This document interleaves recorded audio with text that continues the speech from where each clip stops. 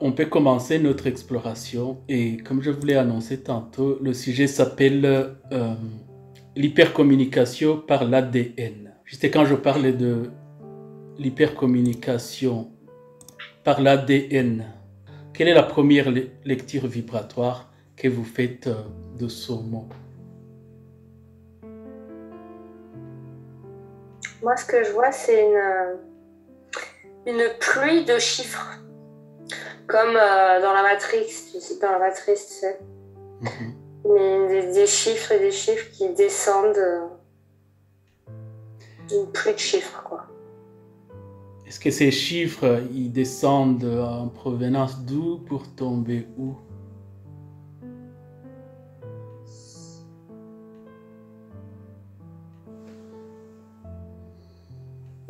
Du programme mère pour descendre.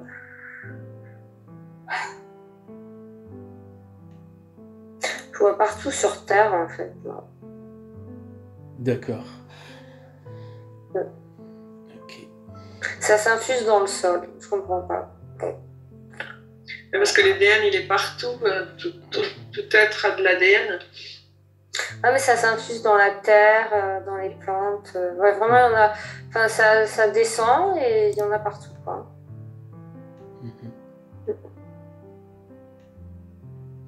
Quelqu'un d'autre, cette première, la lecture vibratoire, quand je parle de l'hypercommunication par l'ADN, qu'est-ce qui vous vient? Il y a une action qui est arrivée là tout de suite. C'est comme si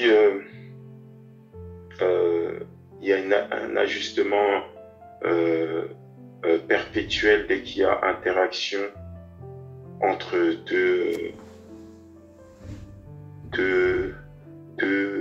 énergies, deux êtres. Et il y a un ajustement qui se fait continu. C'est quelque chose qui est très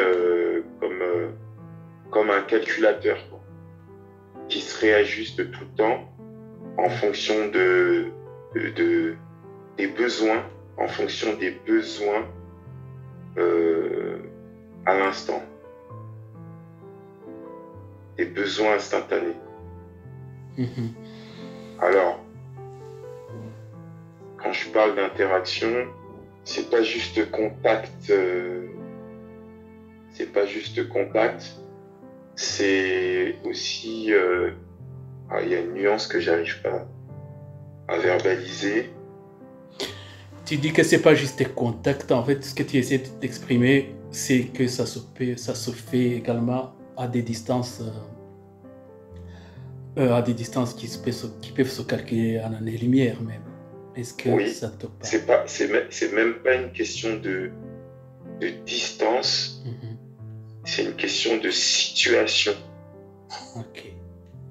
Situation, voilà. Situation, mais je vais l'éclaircir un peu plus.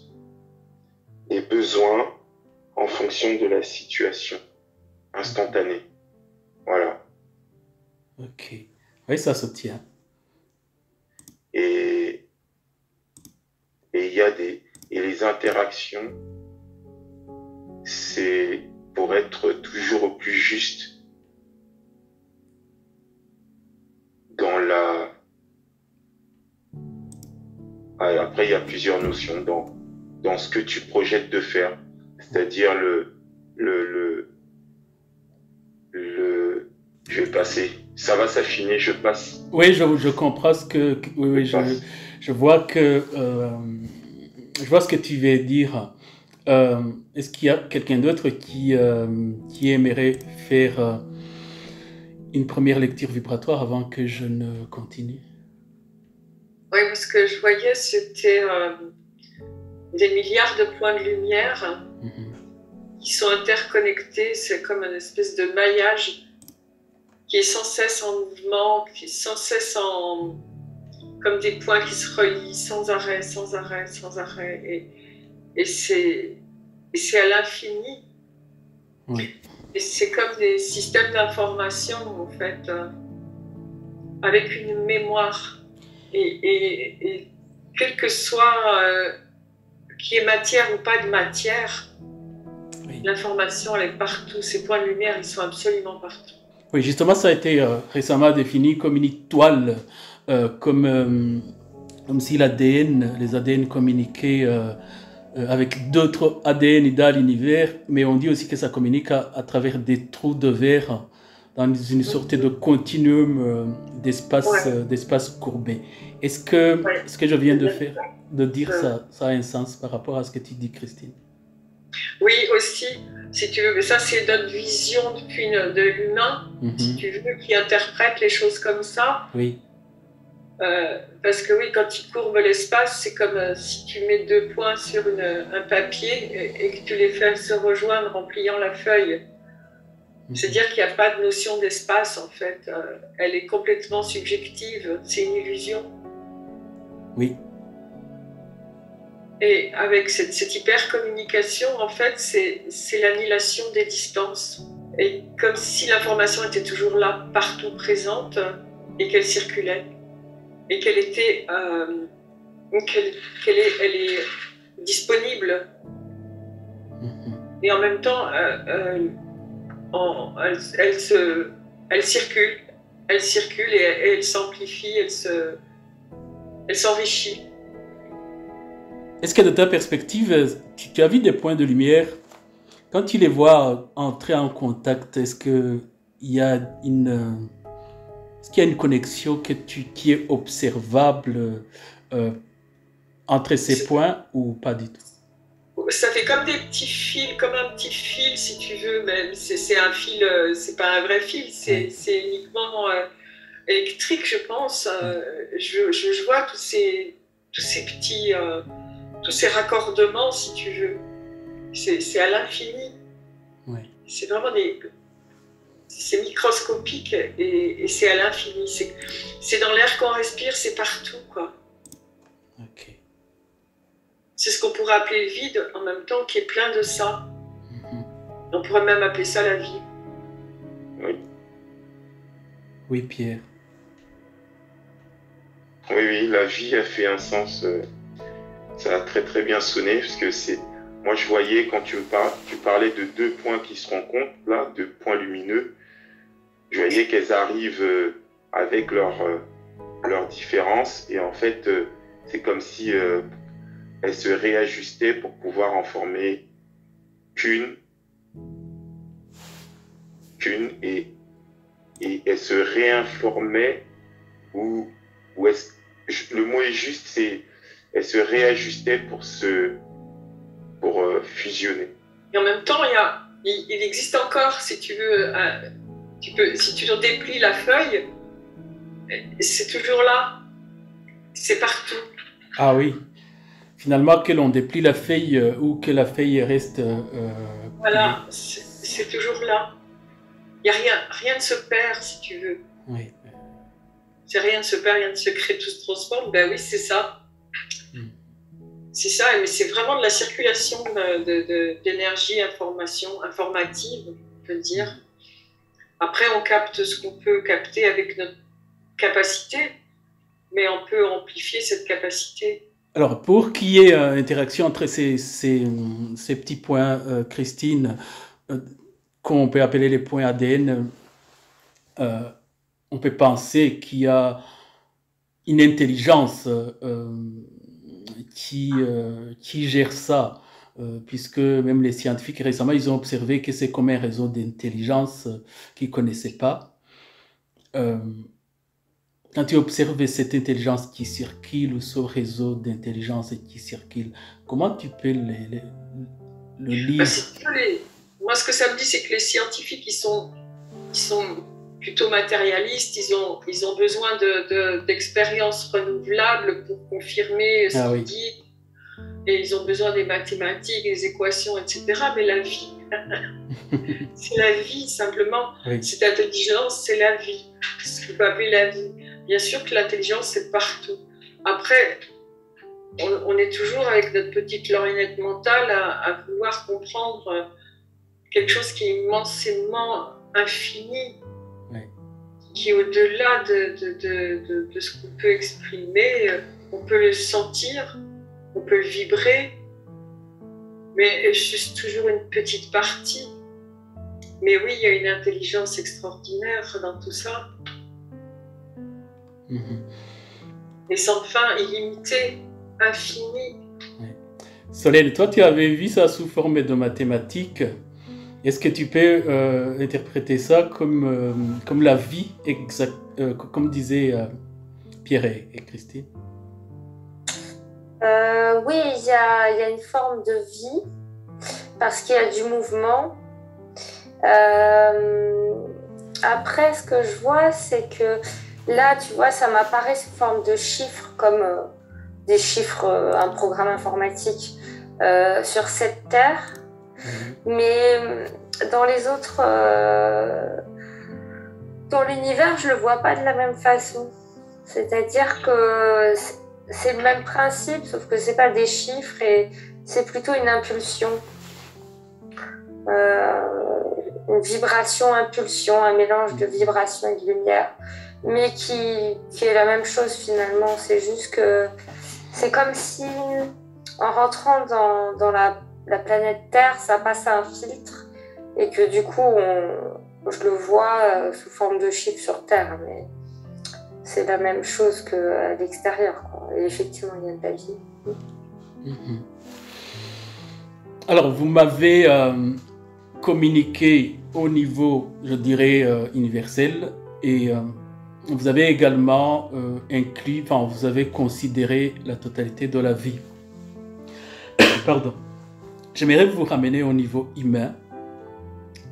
Maintenant, observez cette connexion d'ADN au niveau humain, mais je parlais de sa connexion avec sa cosmicité, pas uniquement la connexion entre les humains. Et là, j'ai une question très précise à vous poser. Quand vous voyez la relation entre l'humain et son ADN, je dirais au niveau universel, quel mot vous pouvez poser là-dessus?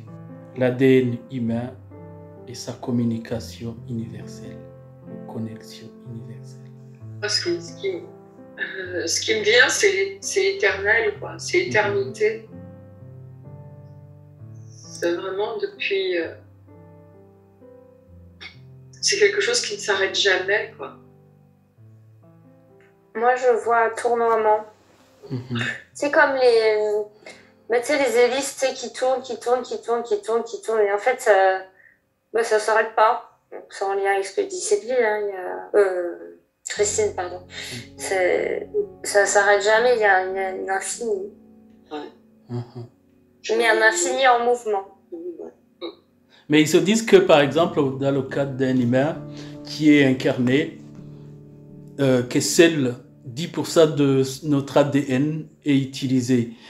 Ça, c'est scientifiquement. Est-ce que vous, de votre perspective, et d'abord ça, c'est correct? Et si c'est correct ou pas, qu'est-ce que vous avez à dire par rapport à ça? Il y a les deux bras qui sont codés, si tu veux, oui, qui permettent le fonctionnement, mais tout ce qui est non visible, non découvert, ce qu'ils appellent le junk ADN, oui, l'ADN poubelle, c'est justement toute cette partie de vie, toute cette infinité, cette éternité, en fait. C'est toute la partie de la conscience qui s'explore. C'est toute la partie qui est reliée à l'être solaire, à l'être, à la conscience, à la conscience totale. Est-ce que finalement on dit que c'est de l'ADN poubelle ou endormi, parce que les scientifiques ne sont pas encore là. Donc ce que tu me dis, c'est que finalement cet ADN agit sur d'autres plans, mais il n'est pas poubelle, il n'est pas endormi. Ben non, pas du tout. Non. C'est une partie inconnue. Et plus on est conscient, plus les bras sont connectés, je veux dire, sont connectés, c'est ça. D'accord. Oui, Valérie, tu allais dire quelque chose. Non, je disais que c'était j'entendais une partie inconnue de l'humain. C'est ça, oui, parce qu'elle n'est pas quantifiable, elle n'est pas mesurable, elle n'est pas... c'est tout l'invisible en fait. C'est tout ce qui ne peut pas se mesurer. La conscience ne peut pas se mesurer. Mais elle est dans les potentiels, elle est infinie. Oui. C'est pour ça que maintenant je fais la reliance avec ce que Solène disait. C'est comme si on avait un programme très très très complexe qui s'autogère comme une intelligence artificielle qui vraiment voilà, un programme très très très complexe qui s'ajuste en permanence en fonction des besoins de l'être. Et quand Christine parlait de personnes, en fonction des personnes qui sont plus ou moins éveillées, ils n'ont pas le même besoin, donc il est obligé de s'ajuster pour pouvoir utiliser, pour que l'être puisse utiliser son potentiel. Ok. Il y a vraiment un besoin d'ajustement. Pour ça qu'il est tout le temps en mouvement, il est tout le temps en calcul, et je vois bien les chiffres que Solène parle là, comme quelque chose de très, très informatique, mais en même temps, je sais pas si il y a la place pour mettre un mot quantique, enfin je sais pas, mais c'est tellement tellement complexe et en même temps très très juste, hyper juste. Ouais. On peut aussi parler des densités. Oui. Qu'est-ce que tu veux dire par des densités, Christine? Qu'il y aurait peut-être plus de branchements ADN suivant plus les densités sont élevées, plus l'ADN est... Ah, plus d'hélices et de brins, c'est ça? Ah, c'est ça, plus d'hélices et de brins qui se connectent. Mais comme tout est interconnecté ou imbriqué, il y a des va-et-vient. Il y a des ondulations, il y a des vagues, et comme la conscience n'est pas fixe, oui. il y a des mouvements, donc ça se branche, ça se débranche, c'est vraiment quelque chose qui peut être ondulatoire, quelque chose qui est pas...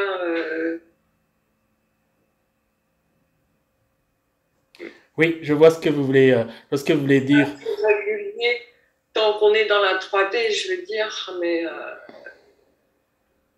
là, tant qu'on n'a pas intégré notre universalité totalement, on est bridé. Et c'est justement ce qui se passe en ce moment, c'est qu'on est en train de faire péter ces brides. C'est-à-dire qu'on on a beaucoup plus de facilité à communiquer avec d'autres densités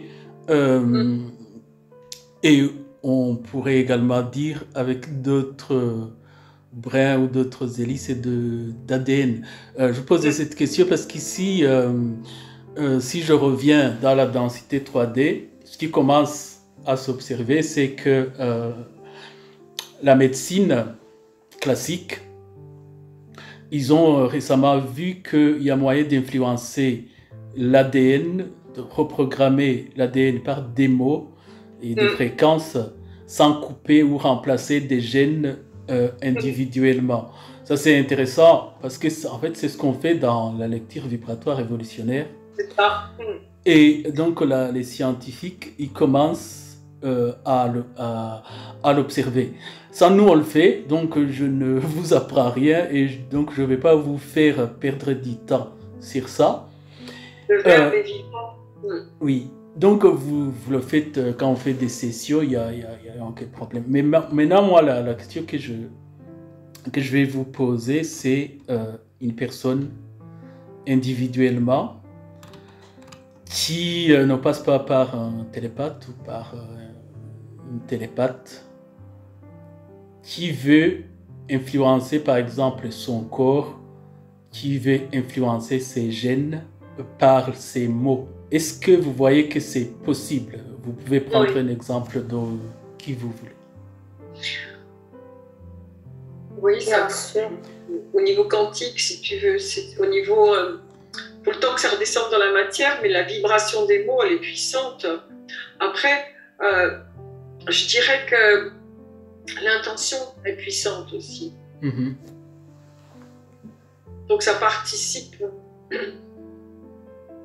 Le choix du mot dit en conscience amène cette vibration avec l'intention. Ouais. Moi, ce que je vois, c'est que de tout temps, de toute façon, l'humain a fait ça, c'est servi des mots, mais j'ai l'impression que ces derniers temps, le mot en tant que tel ne prend pas autant de place qu'avant. C'est la vibration là qui compte, la vibration derrière le mot. Donc, autant il y a une époque, je vois que le mot était important. Oui. Là, je peux t'insulter avec une bonne vibration et ça n'aura pas la même incidence. C'est la vibration qui compte maintenant, je trouve. Solène, quand tu observes ce qu'on peut appeler par exemple les anomalies génétiques, tu prends une personne qui a une vibration qu'on peut appeler haute, est-ce qu'il peut programmer son ADN et neutraliser ou transmettre les anomalies génétiques? Il pourrait, mais enfin là, dans l'exemple que j'ai, c'est comme s'il n'avait pas la conscience, en fait. C'est que il ne sait pas qu'il a la capacité de... Et c'est ce qui le bloque, en fait. Si tu prends une personne qui a une conscience, tu peux choisir sur Terre ou même entre nous. Je vais vous Et qui a une anomalie génétique? Bon, ici, je ne sais pas qu'il y a une anomalie génétique, du coup, je ne peux pas te dire même de faire sur moi, parce que je ne connais pas si j'ai... si j'ai une... Non, mais tu veux les deux, c'est ça que je veux dire. Une personne qui a conscience et qui a une anomalie. Voilà, une personne qui a conscience, qu'il fait en conscience également. Est-ce que tu vois qu'il y a un effet sur ces anomalies génétiques maintenant? Oui, par contre, il y a la notion de temps à prendre en compte. C'est-à-dire que l'information, elle passe, sauf qu'il y a la densité terrestre qui fait que pour s'intégrer dans le corps, ça met plus de temps que l'intention. Et en fait, le problème, c'est qu'il peut avoir une intention et le temps que ça arrive, ça n'arrive pas tout de suite. Du coup, il y a un découragement et ça crée du coup une contre-intention quelque part. Donc, c'est un peu compliqué dans le sens où il ne faut pas être dans l'attente. Il faut être dans l'intention, mais pas se décourager et être patient. Ça demande beaucoup de facteurs, mais c'est possible, bien sûr. Mais c'est intéressant, donc c'est une information capitale que tu nous donnes. Et du coup, quand on le fait, on doit ne pas attendre des résultats tout de suite immédiats. Avoir confiance que... Mais c'est ce qui est le plus dur et en même temps, c'est toute la difficulté d'être incarné sur Terre avec tous les parasitages, toute la société aussi qui fait qu'on a de nombreuses attentes et on a appris à avoir des attentes. Du coup, ça fait partie de l'expérience terrestre, mais c'est totalement faisable quand on transcende tout ça, quand on transcende toutes ces attentes, quand on est dans l'instantanéité. En fait, quand on est dans l'instantanéité, on lance une idée, on n'y pense plus, et après, on se rend compte des mois après, ah bah tiens, en fait, oui, ça, je me rends compte qu'en fait, ça a eu un effet. Mais c'est hors du temps. Pour moi, l'anomalie génétique, elle vient d'une mémoire. Donc, il y a cette mémoire-là qui est à désactiver et savoir d'où elle vient, si tu veux, si c'est une mémoire transgénérationnelle ou si c'est une mémoire qui est beaucoup plus ancienne. Ça peut être une mémoire de poisson, ça peut être une mémoire qui est vraiment très très très archaïque. et ça peut venir de ça aussi. Il y a toutes sortes de provenances. Et ce qui sera intéressant de savoir, c'est qu'est-ce que ça, ce qu'on appelle anomalie, il faudrait le mettre entre guillemets. Qu'est-ce que ça génère dans l'humain? Comment ça joue sur sa conscience? Est-ce que ça peut être un tremplin pour accéder à plus de conscience? Donc ça me dit que suivant les cas, il y a vraiment à pas le prendre comme une anomalie, ou comme quelque chose qui est arrivé comme ça, sans être victime, quoi, et aller en chercher le sens profond pour le transmuter. Parce qu'on peut, bien sûr, on peut refaire son ADN, ça, il n'y a aucun souci là-dessus. Mais il me semble que c'est important d'être en paix avec tout ce qui a produit ça, et en clarté. Est-ce que ce que tu expliques, Christine, et c'est pas que avant de commencer d'accéder à cette possibilité de se guérir par l'intention, en passant par l'ADN, qu'il faut une prise de conscience et un nettoyage et une transmutation des mémoires de façon, je dirais, tangible. Oui, parce que tu vois, là, ça me ramène à la mucoviscidose. Oui, j'allais te donner un exemple de la trisomie 21, je ne sais pas si c'est... Oui, parlez-moi de ça. Il y a des gens qui en meurent et en fait, il y a... Et ça, je te parle de mémoire, hein, là, je parle pas... mais ça me revient là, et que ça venait d'une mémoire de poisson, de dauphin ou je sais pas quoi, et que c'était des êtres aquatiques. Alors ça peut être aussi une conscience qui vient d'une autre planète. Hein, et oui, à ce point, oui. Il y a des possibilités comme ça, donc, et qu'il n'est pas que cet être-là n'a pas dans sa descente récupéré tout ce qu'il lui fallait pour intégrer un humain de façon correcte. Et ça, c'est absolument certain qu'il peut y faire quelque chose en prenant conscience et en travaillant son ADN, en commandant de modifier son ADN en conséquence. Oui, et ça demande évidemment que la personne le sache, que la personne ait conscience de cette information. Cette possibilité. Et là, je vais vous parler d'une personne qui se soigne elle-même, en fait, qui veut agir sur ses corps, est-ce que Solène et Pierre, Valérie et Nathalie, est-ce qu'il y a quelque chose que vous voulez ajouter par rapport à ça? La prise de conscience, elle est nécessaire parce qu'il y a même, on me parlait de connaissance de l'environnement, c'est-à-dire tu es sur de la 3D, t'as des lois qui sont différentes, ça rentre en relation avec justement les lois sur le temps que Solène parlait tout à l'heure. Ça faisait un vrai sens. Il y a toute une connaissance de la volonté, de la souveraineté qu'il faut intégrer pour pouvoir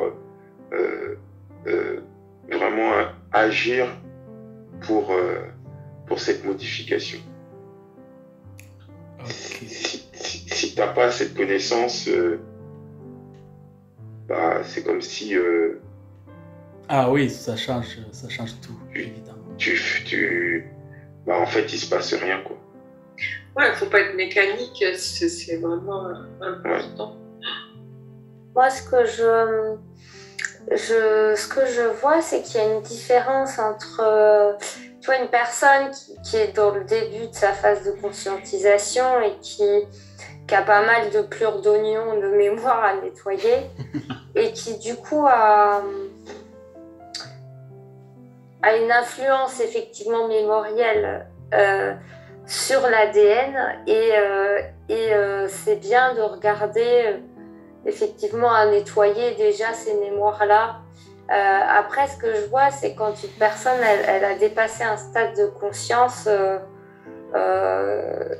regarder dans les mémoires, ça dure qu'un temps. Enfin, à un moment donné, après, ça te freine, quoi. Donc, après, c'est rester se figer sur du passé, sur des mémoires. Et il y a un moment, il y a un déclic à avoir où quand tu es un peu plus dans la conscientisation, où là, il faut arrêter de regarder en arrière. Et c'est vraiment le mouvement de vie. Et avec ce mouvement de vie,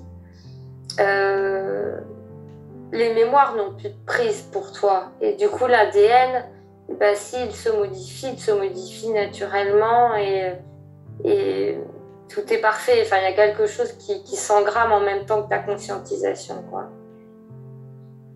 Je vous posais la question par rapport à une personne qui le fait sur elle-même. Maintenant, je vais passer à un autre niveau. Je voudrais que vous observez une femme enceinte, par exemple, qui a une information comme son enfant, même avant de naître, aura un problème génétique. Est-ce qu'en faisant la même chose, cette femme consciente, on reste toujours sur une personne consciente, peut modifier le cours des choses par rapport à son enfant? Tu parles des chromosomes, là? Tu parles de... Oui, modifier l'ADN. Oui, corriger l'ADN de son enfant, les chromosomes, de façon que son enfant ne va pas avoir une anomalie génétique à la naissance dans ce sens-là. Pour moi, c'est pas possible dans le sens où...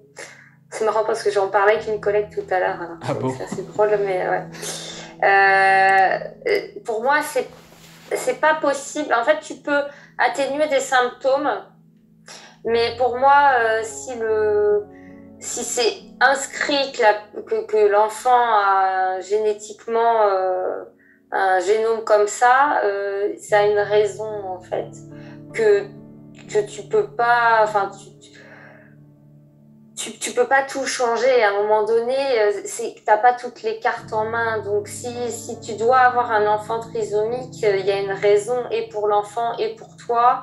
Et même avec toute la bonne volonté du monde, tu n'y arriveras pas parce que déjà, c'est comme ça. Et ça a une intelligence derrière. Et puis, il y a toujours un facteur de peur, en fait, qui prédomine. C'est-à-dire que la mère, elle a peur pour l'enfant, elle veut que ça aille mieux. Et du coup, en fait, c'est cette peur qui empêche quelque part ce mouvement de vie pour transcender l'ADN. Voilà. Est-ce que il y a une relation particulière, spéciale entre une mère et un enfant, surtout un enfant qui est encore dans son ventre? Il y a beaucoup de transmissions qui se font. Ça dépend de... Oui, et donc, ça veut dire qu'il n'y a vraiment rien pour une personne qui est consciente de la puissance et de son intention. Mais si, tu peux améliorer quelques symptômes, quelques conséquences, mais pas pour moi, tu peux pas tout changer. Hein. Tu peux adoucir le truc, peut-être,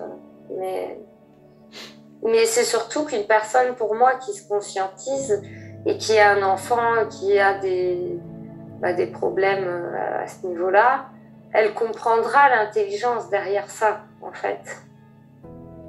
Elle ne sera pas en résistance en train de vouloir changer l'ADN de l'enfant. Elle comprendra l'intelligence de son enfant qui a une pathologie. Pour moi, c'est plus dans ce sens-là. De ta perspective, Christine? Pour moi, il n'y a pas de fatalité. Il peut y avoir...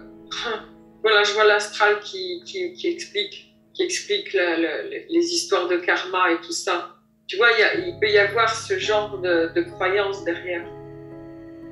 Qu'on a un karma à payer ou un truc comme ça. La première chose qui m'est venue quand on a parlé, c'était pour que ça fonctionne, il faudrait changer toute la dynamique familiale jusqu'aux ancêtres, si tu veux, parce que c'est des programmations, ça, qui viennent de loin. C'est ce que ça me disait. Après, il y a différents cas de figure. En même temps, ce qu'on peut remarquer, c'est qu'un enfant, un tel enfant qui arrive sur Terre,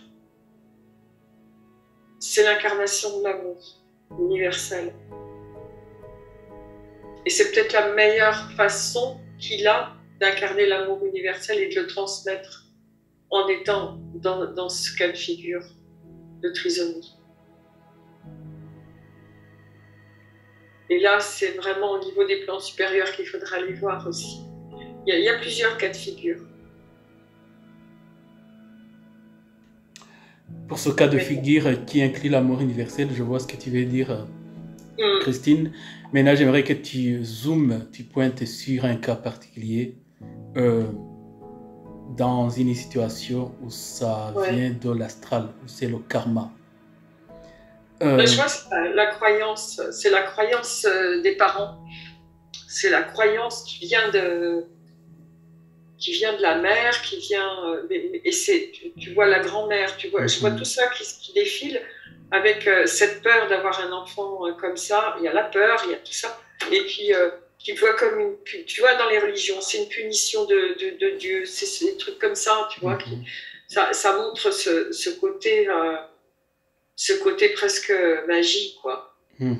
Maintenant, la plupart d'entre nous, on essaye, surtout dans des groupes qu'on fait, on essaye de dépasser ce que tu me décris, Christine. Donc, on va prendre une femme qui a pris conscience de tout ça, qui est enceinte, mais qui apprend qu'avec sa puissance, elle se met dans son lit, par ses intentions, elle veut modifier les choses. Elle s'en fout du karma, elle s'en fout des religions, elle nettoie les mémoires. Les causes, oui. Est-ce qu'elle peut faire quelque chose? Oui. Alors là, je vois un cas comme ça, et je vois la femme à qui on apprend ça, où, eh bien, elle l'aime de toute façon, c'est la première réaction, c'est quel qu'il soit, je l'aime. Et après, il faut vraiment qu'il y ait un travail en amont qui soit... Parce que c'est presque... C'est comme un cadeau déjà, cet enfant. Et de dire, comment expliquer, la fusion qu'il y a d'amour entre une mère et l'enfant, elle est tellement grande, elle est tellement universelle, cet amour que quelle que soit la forme que prend l'enfant, c'est ça qui prime d'abord, si tu veux. Après, est-ce qu'elle peut modifier? Elle peut l'atténuer. Oui, c'est ce que disait Solène. Elle peut l'atténuer, le supprimer complètement, je ne sais pas. Oui, il y a la part de l'enfant aussi, si tu veux. Donc ça veut dire que... Oui. Il n'y a pas que la mère en cause, il y a l'enfant aussi. Il y a ce qui vient, il y a cet être, si tu veux. Au-delà de ça, il y a l'être qui prend cette condition. Oui. C'est sur le fait que... En fait, compte au niveau espiritique, il n'y a pas de père et d'enfant, de mère, donc si... Non, c'est ça, ouais, c'est ça. Ouais, s'il y a une expérimentation qui viendrait des plans supérieurs, la mère, c'est une mère terrestre, mais au niveau... Voilà, c'est ça. L'enfant sera bien accueilli et elle est apte à s'en occuper. Et après, c'est lui qui vit cette incarnation. Dans cet être-là, il vit ça parce qu'il l'a choisi quelque part. C'est une expérimentation, c'est une expérience de vie qui est différente. Puisque la normalité, c'est pas forcément ce qu'il y a de mieux. Oui, c'est ce qui me parvenait également, c'est cette possibilité que ça peut venir d'un esprit qui va le guérir pendant que l'enfant est devenu adulte également pour transmettre l'information de cette possibilité-là de se guérir. J'en profite du coup pour vous poser la dernière question à ce sujet. On a vu cette toile de connexion et à un certain niveau, vous m'avez expliqué d'ailleurs qu'il y a des niveaux de connexion entre l'ADN incarné et les ADN des plans supérieurs. Enfin, là, je parle d'ADN, peut-être qu'il y a un autre mot. Parfois, ici sur Terre, il y a des gens qui sont inspirés soudainement et on se demande comment. Parfois, on peut les appeler les savants. Parce que quand vous voyez la circulation de ce genre d'informations, quelqu'un qui soudainement est inspiré et il donne, je ne sais pas, une formule, une solution,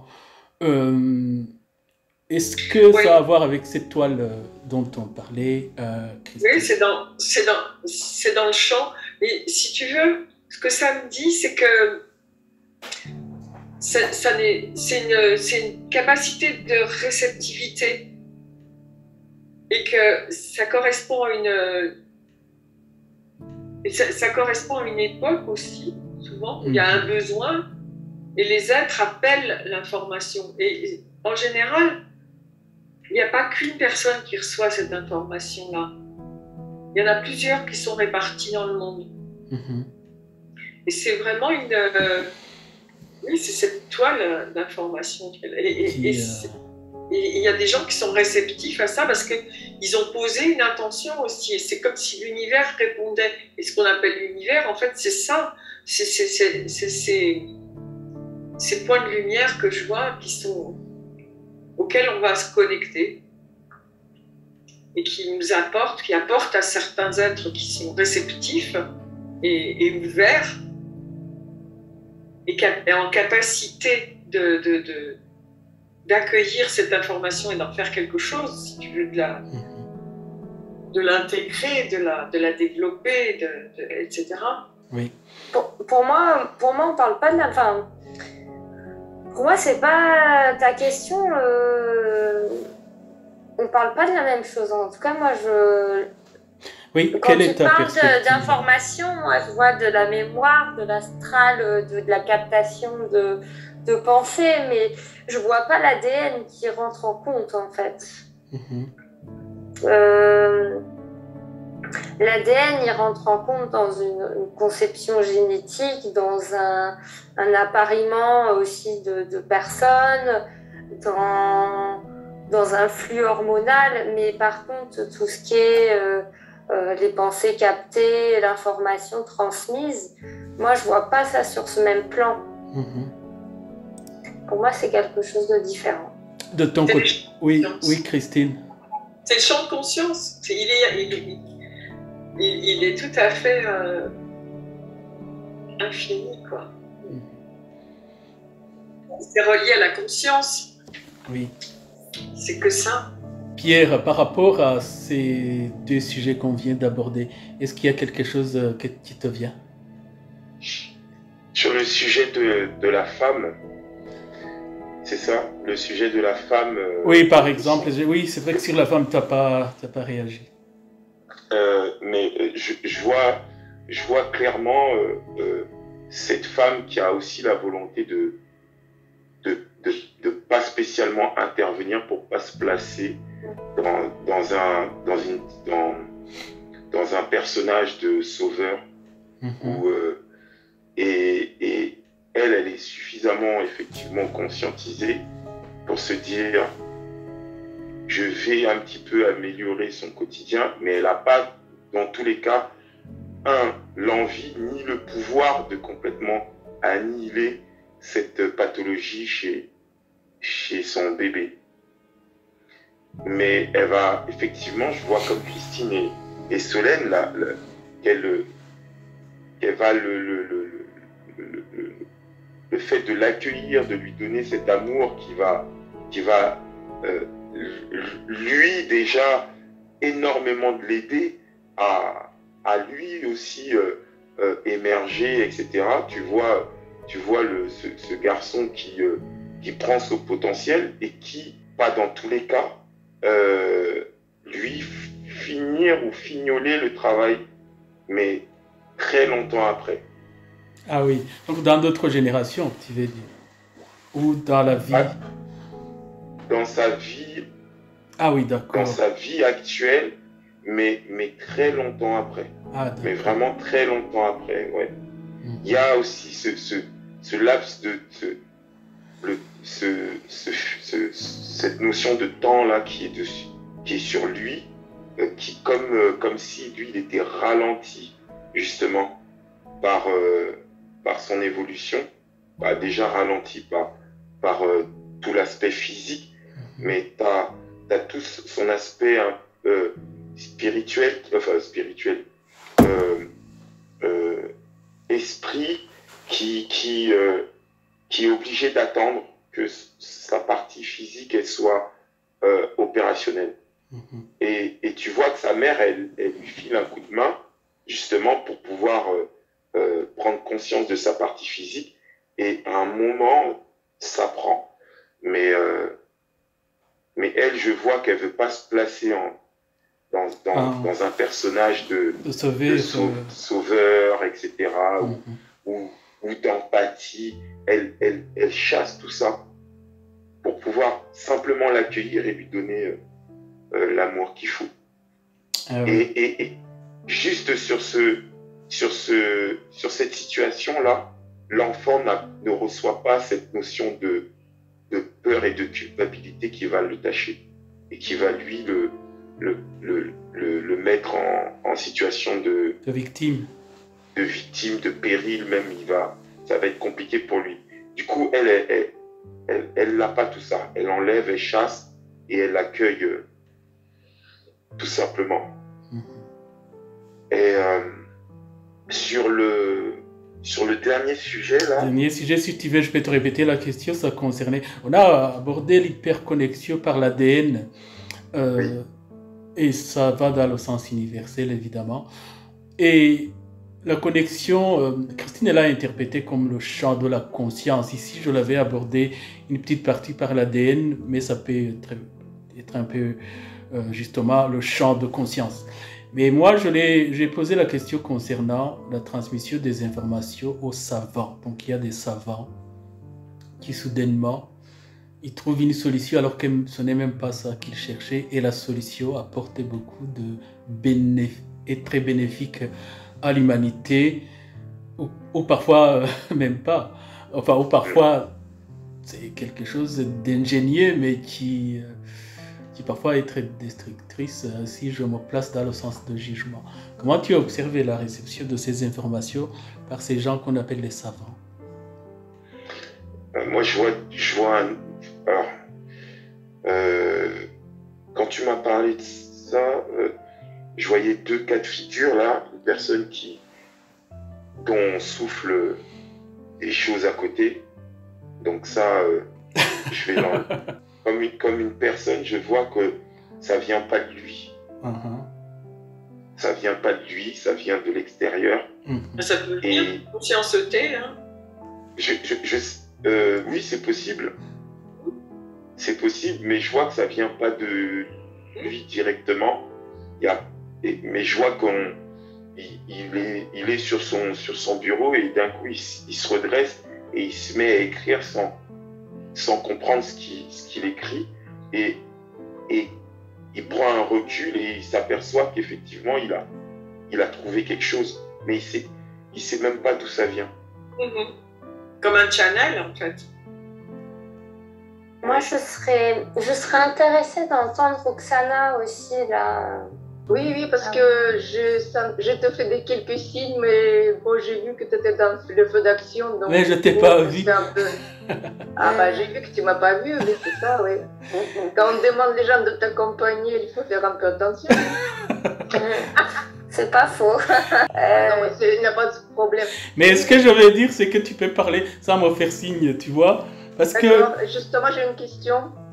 Donc du coup, moi j'ai voulu revenir vers le sujet de ADN poubelle et la question qui m'est venue, comment ça se fait que dans l'état actuel, dans le corps humain, il y a cet ADN poubelle si soi-disant elle n'est pas utilisée? Pourquoi elle est là? Je vois qu'elle est en captation. Je sais même pas ce que ce mot veut dire, mais... Ouais. Moi, je vois comme une attente. Et j'ai comme l'impression que c'est vraiment lié au niveau de conscience. Tout à fait.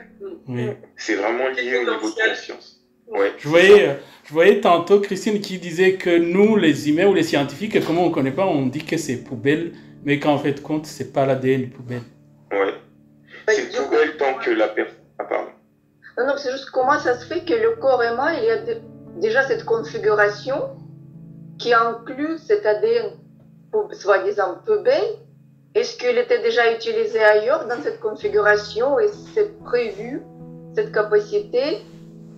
Et pour l'instant, le corps humain en état, il est surdimensionné pour notre état actuel. Ben, on sait que l'humain a été débranché, puisqu'il a été bricolé pour être génétiquement à plusieurs reprises pour être justement réduit. Mais les tout premiers avaient leurs 12 brins activés. Moi, je ne le vois pas forcément... je comprends ce que tu dis, Christine, mais moi, je ne le voyais pas comme ça. Je voyais que c'était une certaine...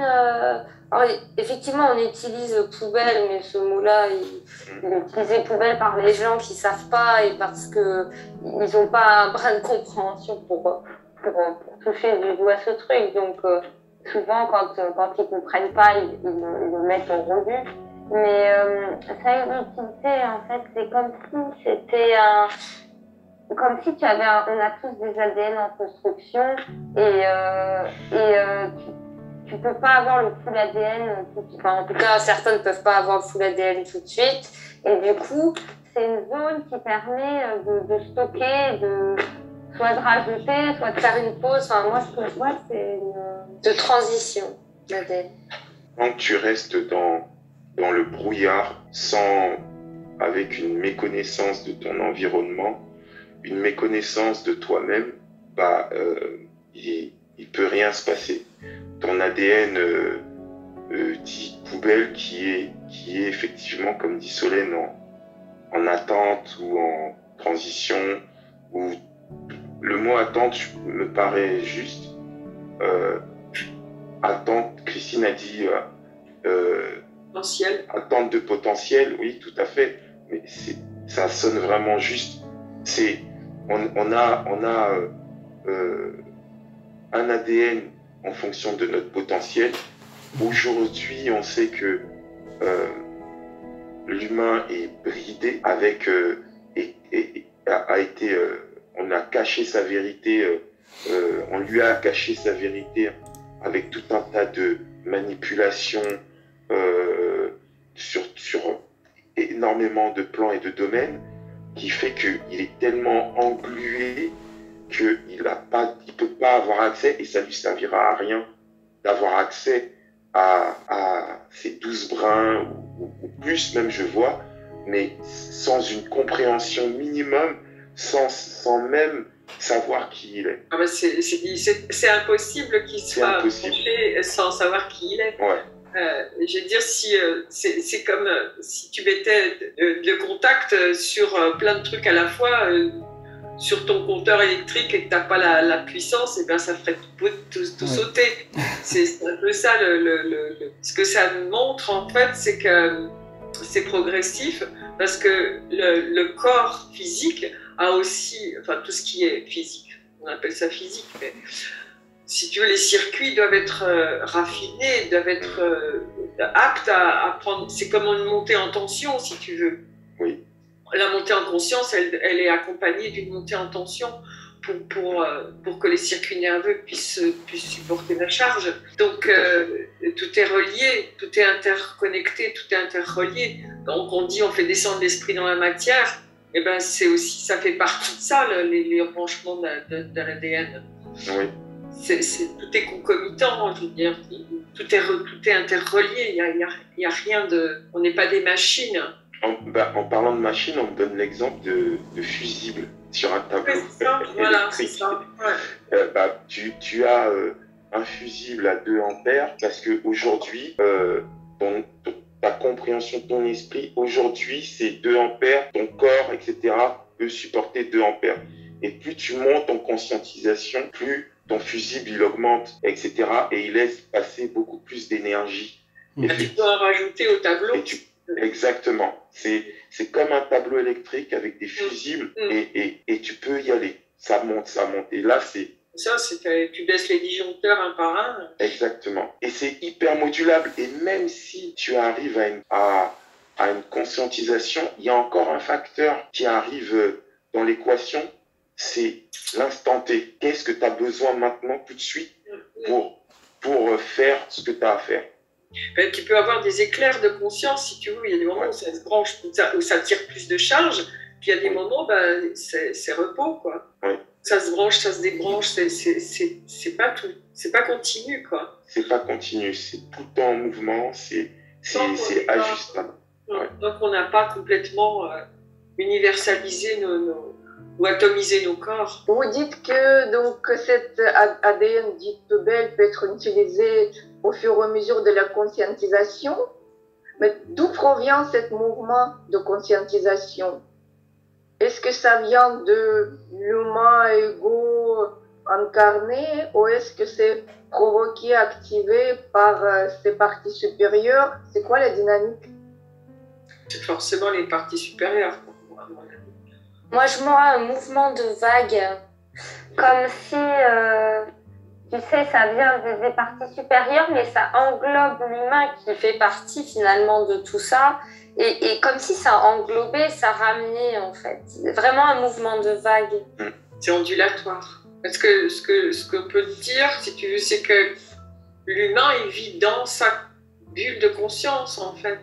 Il est à l'intérieur de sa conscience et il capte des champs différents, il capte des ambiances, il capte plein de choses. Mais c'est les deux, ouais. Pour moi, c'est les deux. Et... donc, ouais, ça impacte forcément l'humain, bien sûr. Bien sûr. C'est le but aussi. Oui, c'est justement si c'est plutôt activé par les parties supérieures de l'humain, est-ce qu'il y a une initiative ou quelque chose à prendre de la part de l'ego, ou est-ce qu'il faut se laisser faire et comment se laisser faire? Alors, j'ai pas compris ta question. Dans le processus de conscientisation, ce que vous avez vu, c'est plutôt activé par les parties supérieures. Si j'ai bien compris la réponse. Oui. Et donc, est-ce que de la part de l'ego qui se conscientise de l'humain, est-ce qu'il y a un mouvement à lancer? Pour moi, l'ego, des choses à faire? Non, il profite, si tu veux, de ces... C'est comme des éclats de conscience, si tu veux, il profite de l'information. L'ego, il va tendre dans le phénomène de conscientisation, l'ego, il va tendre à se rapprocher de son rayon en fait de création. Il va rentrer même dedans pour devenir transparent, pour s'aligner sur l'esprit, sur la conscience espritique. Donc lui, il en bénéficie s'il ne fait pas barrage. C'est ça. Il peut créer une résistance. Vous voyez, je vois comme Christine. C'est-à-dire que c'est un état de fait. Enfin, il n'a pas la décision sur le mouvement de cette vague, sauf que s'il se crispe, il peut ralentir le processus dans le sens où ça crée de la résistance, de la crispation. Oui. J'ai comme l'impression qu'on me dit on est un petit peu dedans en ce moment. Où effectivement il y a de la résistance de l'ego qui voit son monde complètement s'effondrer et il s'aperçoit que c'était juste fictif et il se met en mode dépression jusqu'à ce qu'il lâche prise et puis après il se met il est comme il se laisse bercer quoi, il se laisse embarquer dans le mouvement. Alors je rajoute. Pardon, ouais. Non, c'est bon. Pierre, je rajouterai une nuance, c'est que c'est tout à fait, je vois ce que tu veux dire, sauf que s'il se crispe trop, il va se rendre malade et il peut en mourir, donc il recommence après. Il sera un karma, du coup. Ouais. Je pense c'est qu'il a l'impression de mourir, mais... Moi, je vois qu'il y a certains égos qui ne veulent pas lâcher, s'en rendent malades jusqu'à la mort. Hein. Ah ouais, je vois vraiment, c'est marrant que tu poses cette question parce que l'introduction de tout à l'heure, il était en plein dedans. Oui, ça rappelait beaucoup les paroles qu'il a prononcées au début. Donc j'ai une dernière question, après je remets les barres à Peter. Tout au début, quand on a commencé à parler de hypercommunication d'ADN, j'ai vu comme une spirale d'ADN qui se verticalisait, qui se déspiralisait, et ça créait une forme d'un escalier qui va en haut. Et ça m'a dit que c'est l'histoire d'ascension dont on parle partout, 3D vers 5D, etc. Est-ce que l'ADN, sa communication, est-ce qu'il y a un lien avec soi-disant ascension?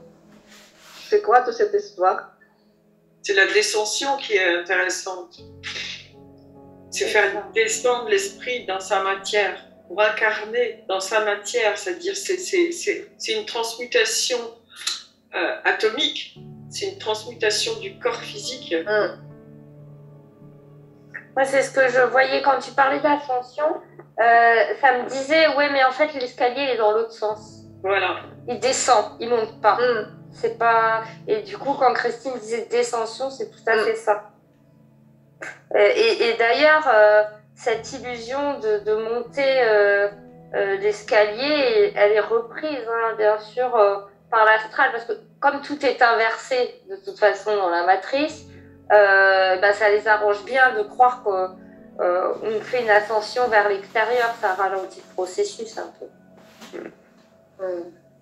Il y a cette notion de pénibilité, de montée, qui fait que ça met les gens en état de lâcher. Ils lâchent l'affaire, c'est trop difficile de monter, alors qu'en réalité, si tu prends dans le sens inverse, descendre, ça coule et tu as juste à te laisser faire et ça coule tout seul. Tu as juste le lâcher prise et puis ça descend.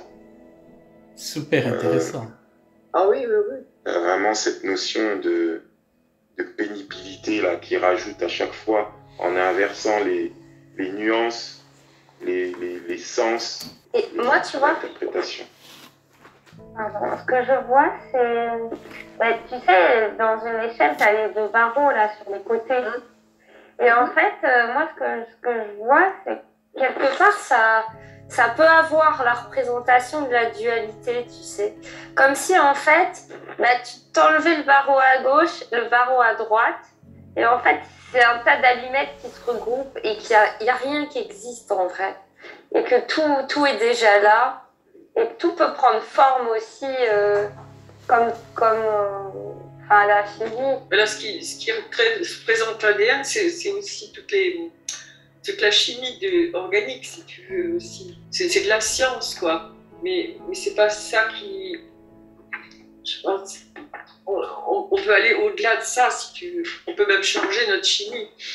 Est-ce que parmi vous, sur l'hypercommunication, sur le champ de communication universelle, en incluant l'ADN, est-ce qu'il y a une dernière information que quelqu'un parmi vous veut rajouter? Je crois qu'on n'a pas fait la moitié dans la compréhension de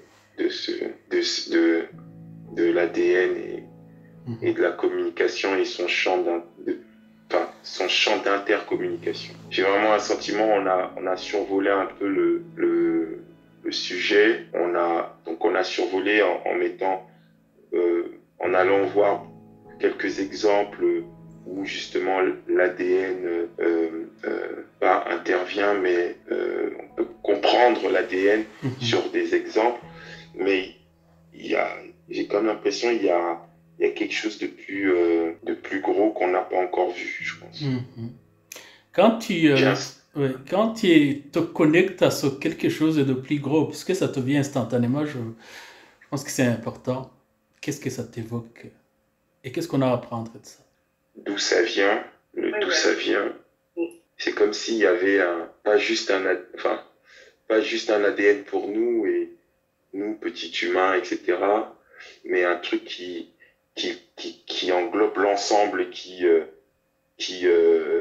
lui aussi est en mouvement perpétuel, etc., et qui s'ajuste en fonction de nous, bien sûr, nous qui s'ajustons, ceux qui s'ajustent pas encore, tout à fait, et puis ça, je sais pas, j'arrive pas à expliquer. Je vois autant je vois le mouvement tu vois, de l'ADN chez une personne, autant quand je prends une globalité je vois un truc énorme qui pareil, bouge, se recalcule, se réajuste, etc. Pour, pareil, comme je sais, après, je vois pas trop à quoi ça sert, mais je vois un énorme mouvement comme si on était sur, tu sais, sur une plaque, sur une plaque mouvante de sable et ça tortille, etc. Ben, personne ne tombe, mais ça s'ajuste, etc.